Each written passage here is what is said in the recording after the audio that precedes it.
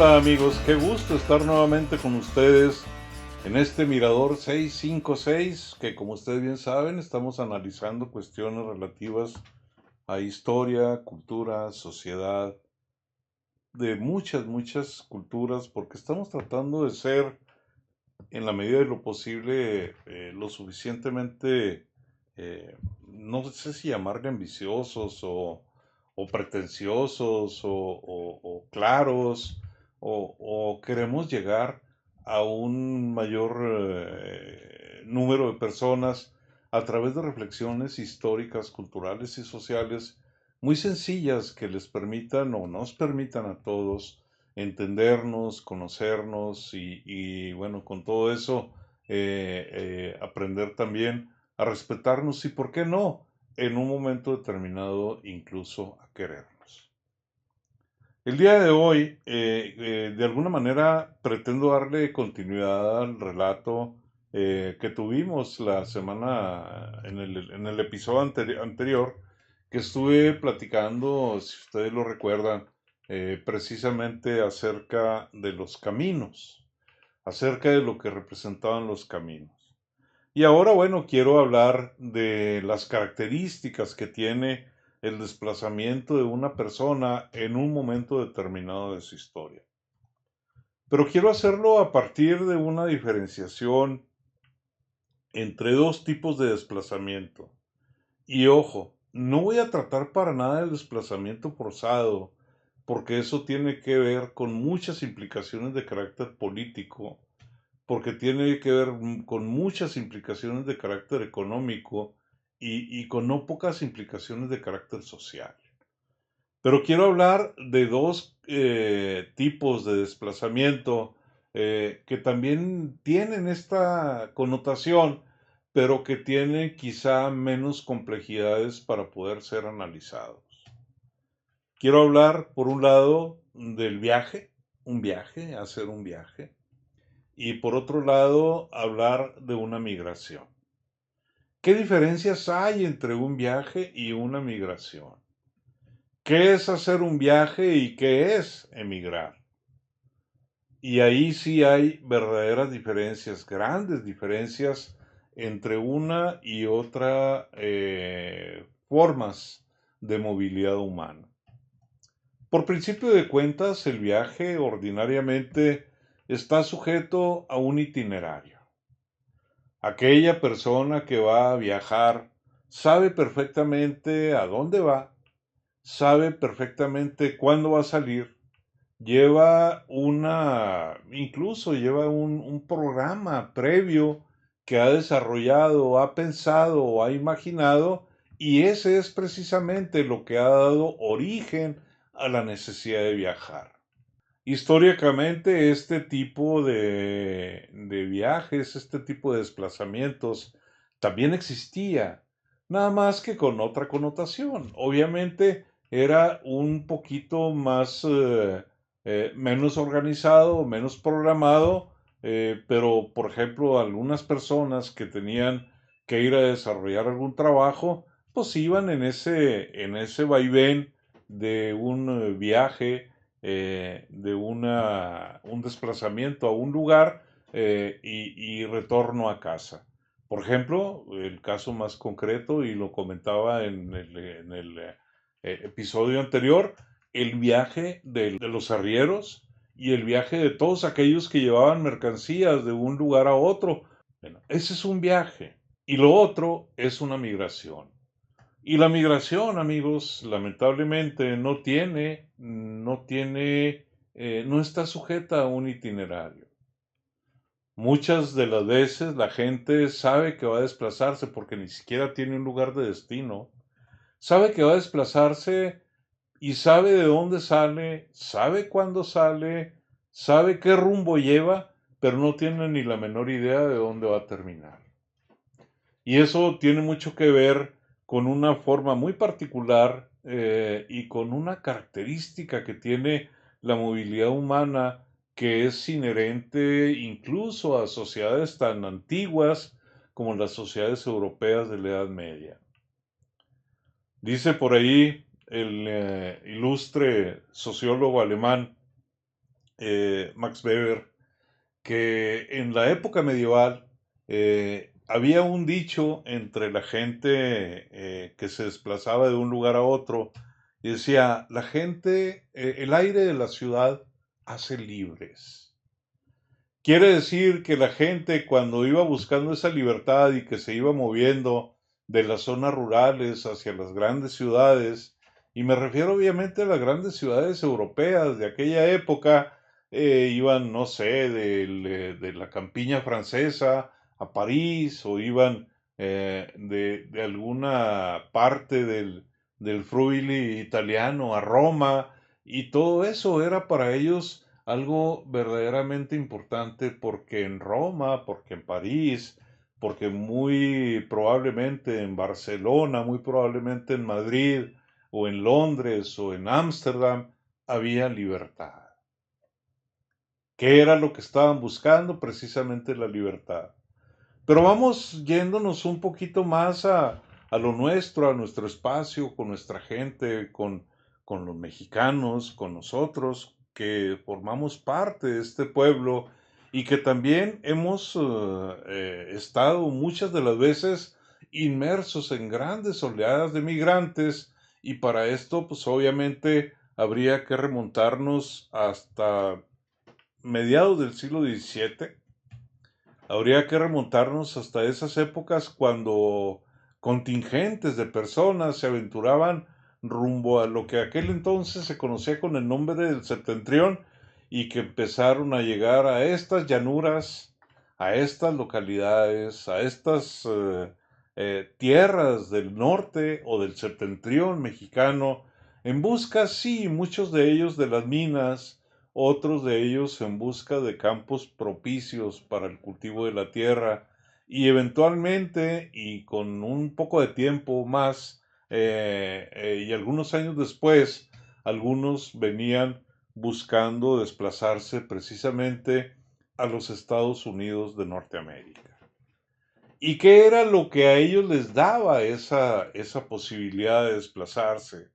Algunos de ellos buscaban obviamente un beneficio económico o buscaban muy probablemente segura, digo, quizá alguna mayor seguridad para sus familias y eso también los hacía dejar su tierra, dejar su casa y partir a un rumbo.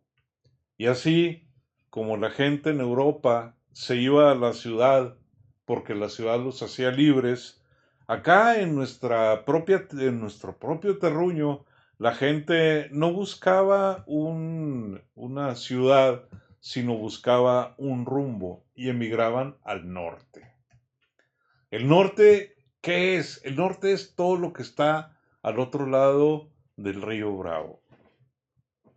El norte es todo aquello que se encuentra al norte de los límites geopolíticos entre México y Estados Unidos y que ahora lamentablemente podemos verlos representados en muchas partes del territorio por una estructura que representa una barda, un límite físico, aparte del geopolítico, un límite muchas de las veces y para muchas personas totalmente insalvable que ya no pueden acceder a territorios del norte y que ya no pueden dar una satisfacción a sus necesidades, las que habían planeado que iban a satisfacer con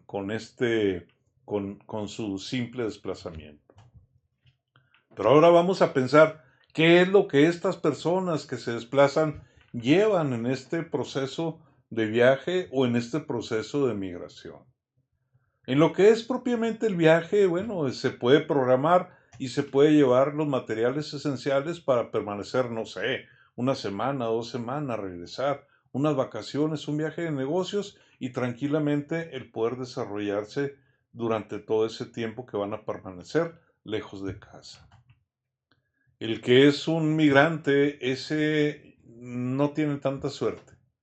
Ese tiene que llevar un cúmulo de memoria, tiene que llevar todo su cariño, todos sus recuerdos, todas las cosas que le duelen, todas las cosas que aman, desde su música, desde sus sabores, desde sus olores, desde sus recuerdos, desde su sangre, desde sus nostalgias, y las tiene que llevar consigo a través de lo que dura toda esta aventura. Y en eso, amigos, es bien importante que nosotros tomemos en consideración que gracias a esos desplazamientos que se vinieron dando desde mucho tiempo atrás, especialmente desde la llegada del ferrocarril de la Ciudad de México a la frontera, allá a en el último tercio del siglo XIX, y que obviamente hicieron posible que quienes se desplazaban llevaran consigo elementos que les permitieran mantenerse unidos a su propia cultura. Esa es la razón por la cual si nosotros viajamos, no sé, a California, a Texas, Arizona, Colorado, y bueno, yo no conozco la Unión Americana, pero supongo que en otras entidades federativas, que en otros estados de la Unión Americana, pues hay muchos elementos de la comida mexicana. Y esos son elementos que culturalmente han sido transportados precisamente por los sabores y por la nostalgia de los mexicanos cuando se desplazan. Entonces, cuando ellos llegan a territorios norteamericanos o a territorios en el extranjero, que puede ser en cualquier parte del mundo, pues llevan todo ese cúmulo de experiencias y todo ese cúmulo de memoria y tratan de acomodarse de acuerdo a lo que les toca vivir en el lugar a donde finalmente llegan.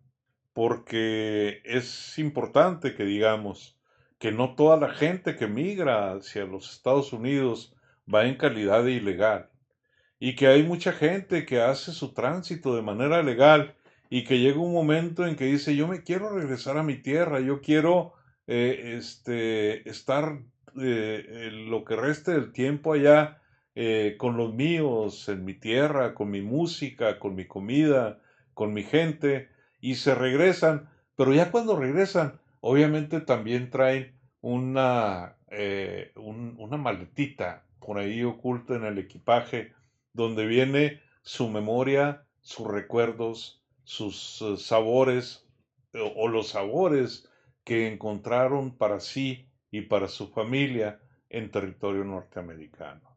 Y es cuando empieza esa fusión de productos y es cuando empieza esa fusión o ese intercambio permanente de productos y donde hay una sustitución y donde la gente empieza a hibridar lo que quiere con lo que tiene. Y poco a poco vemos que eso nos permite que crezca la oferta. Y esta es una oferta muy mercantil, es cierto, pero también es una oferta muy cultural. Y empezamos a ver el surgimiento, por ejemplo, de música Tex-Mex, ¿sí? Que obviamente no nada más es del gusto, del agrado de la gente que vive en territorio norteamericano, sino también, sobre todo en el norte del país, también se escucha y se escucha con el mismo agrado que en el sur del territorio de los Estados Unidos. Entonces veamos, amigos, cómo esa ha sido la manera en que nosotros, sobre todo los que vivimos en la zona fronteriza, como es el caso mío particular, pero cómo toda la gente que va y viene entra en este proceso de intercambio y cómo un proceso de viaje o como un proceso de migración lo convierte en una herramienta que le permite incorporar elementos culturales al sitio donde él se encuentre en cualquier momento. Y hasta aquí, amigos, yo voy a dejar este diálogo, este encuentro, en el entendido de que la próxima vez pretendo hablar un poquito más de otro tipo de encuentros y un poquito más acerca de otros elementos que permiten el flujo y la hibridación de mercancías para poder construir verdaderos monumentos culturales a través de la historia. Yo espero que tengan una excelente semana. Quiero, no me quiero retirar, amigos, antes de recordarles que no debemos permitir que se mueran nuestras libertades, que no podemos permitir que se muera nuestra democracia. Quiero invitarles a que lo reflexionemos y a que sepamos por dónde estamos pasando. Y bueno, no me quiero despedir sin antes invitarlos a que nos sigan viendo por YouTube, a que le den un like, a que lo compartan, a que hagan sus comentarios. Yo con mucho gusto daré respuesta a todas sus dudas y si tienen algún tema en particular, con todo gusto lo abordamos. Los invito también, nos encuentran en Spotify, nos encuentran en TikTok y todos en todos estos a través de Mirador 656. Y bueno, yo por hoy nada más les deseo que tengan un excelente tiempo, amigos, todo el tiempo. Hasta luego.